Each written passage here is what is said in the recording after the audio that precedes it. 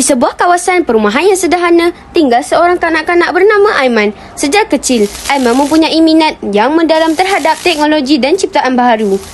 Dia meneliti litar elektronik dan mempelajari fungsi setiap komponen. Gelak tawa memenuhi ruang, namun Aiman hanya tersenyum. Malam demi malam, Aiman tekun baiki di meja belajarnya.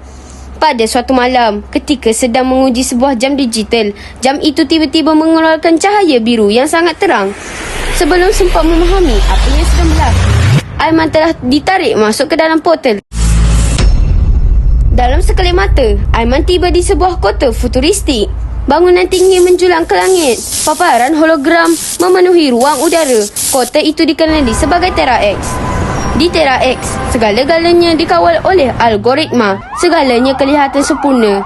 Tiba-tiba, siren kecemasan bergema di seluruh kota. Dalam keadaan yang huru-hara, Aiman berlari menuju ke pusat kawalan utama Terra X.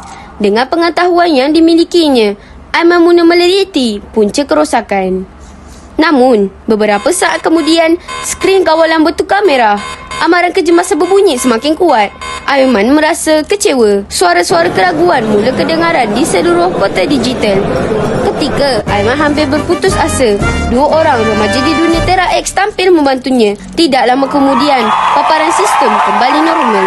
Mereka akhirnya berjaya. Kehidupan di Terra X kembali seperti biasa.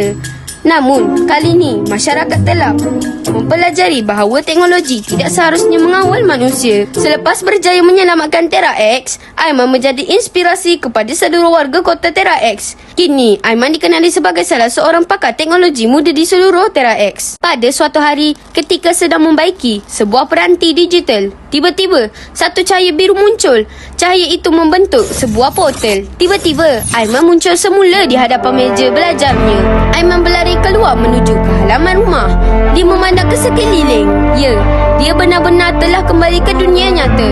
Namun, satu perkara pasti, pengalaman di Terra X telah mengubah dirinya. Di dunia yang semakin mencabar, kita perlu menjadi generasi yang berilmu. Kita juga perlu menjadi generasi yang berkemahiran.